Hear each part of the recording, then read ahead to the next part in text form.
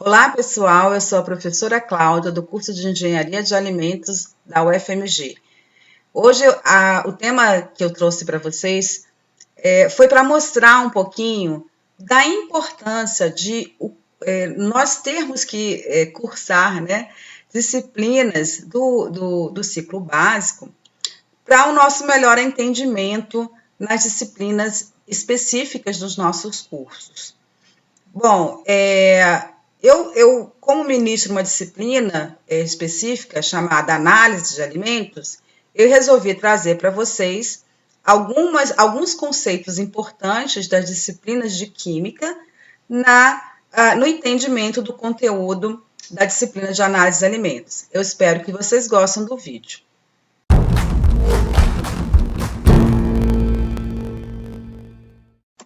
Bom, a temática que eu escolhi é mostrar para vocês a importância das disciplinas de Química que vocês aprendem no ensino básico na disciplina Análise de Alimentos, que é uma disciplina já a nível específico do curso de Engenharia de Alimentos.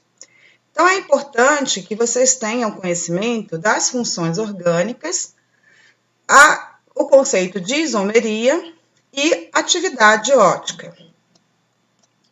Então, os alimentos, na sua composição, estão presentes a umidade, que é a água presente nos alimentos, as proteínas, as cinzas, que se constituem pelos minerais presentes nos alimentos, lipídios e carboidratos.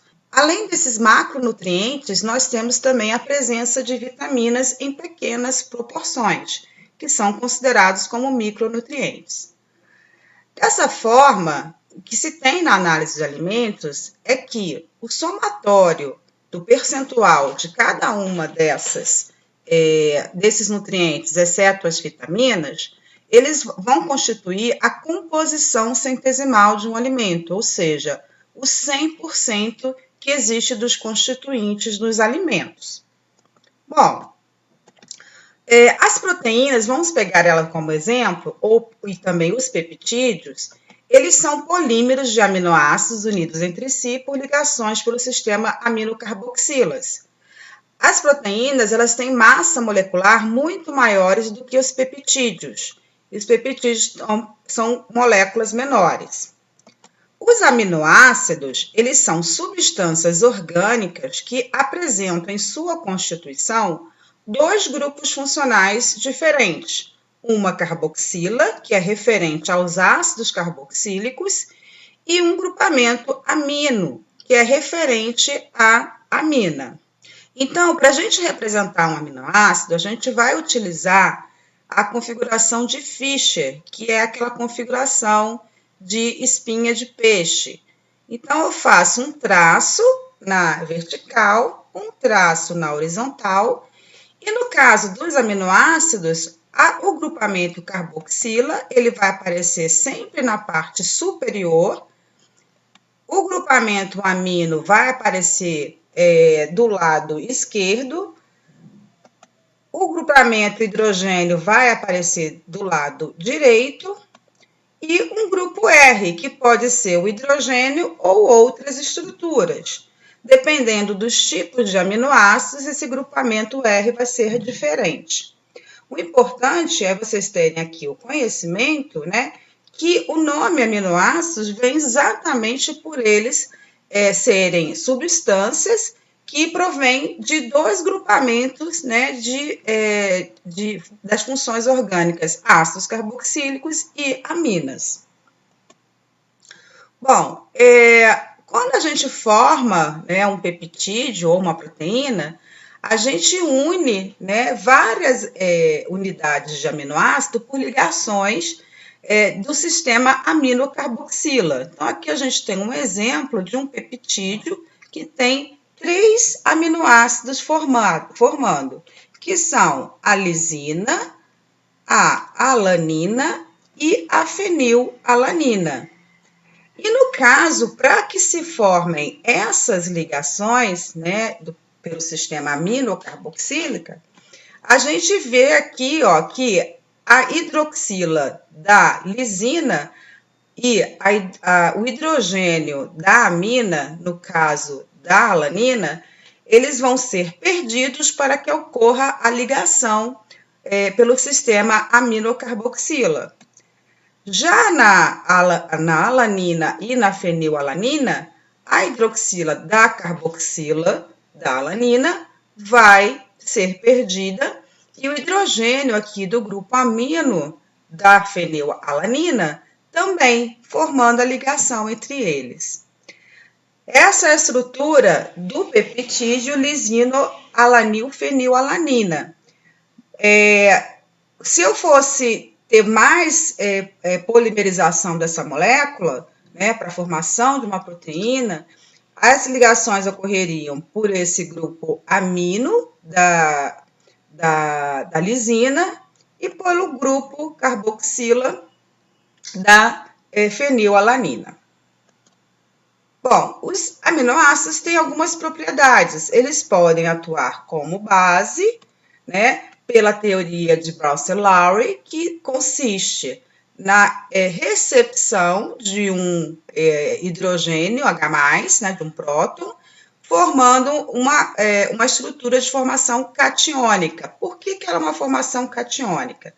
Os aminoácidos, quando eles estão em meio aquoso, né, no nosso organismo, eles se comportam na sua forma chamada zwitterion. O que é essa forma? É a forma em que eu tenho cargas positivas carregadas no grupo amino e carga negativa no grupo carboxila. E elas se equilibram. Quando ele recebe um próton, né, ele está recebendo um próton, ele está atuando como base e ele vai formar a sua estrutura catiônica, né, ou seja, com carga excedente positiva no grupo amino. Quando ele atua como ácido, o zwitterion, ele doa um próton, então ele doa o H+ do grupo amino. E, consequentemente, ele vai fazer a formação de uma forma aniônica, uma vez que a carboxila fica carregada negativamente. Outra propriedade importante dos aminoácidos é relacionada à sua atividade ótica. A atividade ótica é aquela que foi estudada e que se considerou que as substâncias que faziam o desvio da luz polarizada para o lado direito eram denominadas de substâncias destrógenas. E as substâncias que faziam o desvio da luz polarizada para o lado esquerdo eram consideradas substâncias levógenas. Então, a proposta inicial foi da formação da espinha de peixe, em que no caso dos monossacarídeos, que são espécies mais simples dos carboidratos, elas que podem ter estrutura como um aldeído ou como uma cetona, eram representadas da seguinte forma. As substâncias D, ou seja, destrógenas, elas eram formadas pela espinha de peixe, utilizando o grupamento, aqui nesse caso, do gliceraldeído, com o grupamento aldeído na parte superior da molécula.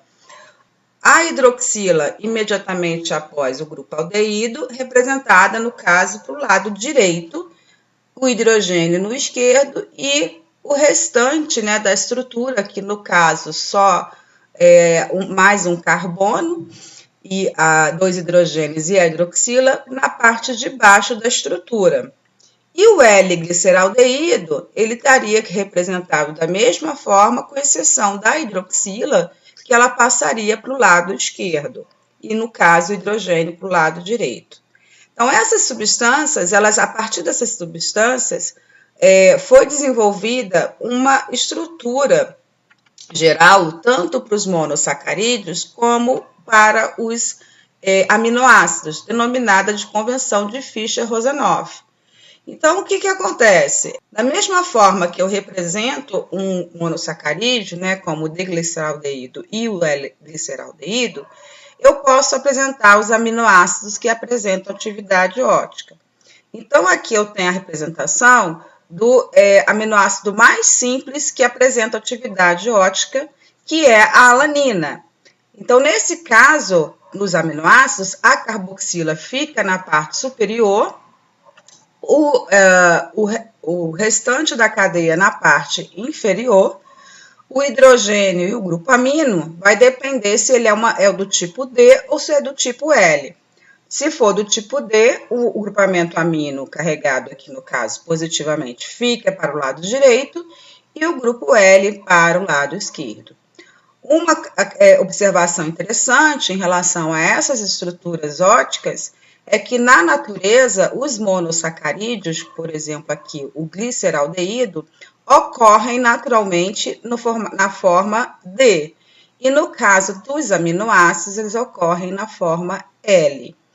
Isso faz diferença na hora da atuação desses nutrientes no nosso organismo. Bom, pessoal, eu espero que vocês tenham gostado desse vídeo, tenham aprendido um pouquinho. E não deixem, né, de curtir aí, se você gostou do vídeo. Convide os seus amigos para se inscrever aqui no nosso canal também. E não deixe de seguir a gente nas redes sociais. Um abraço para todo mundo.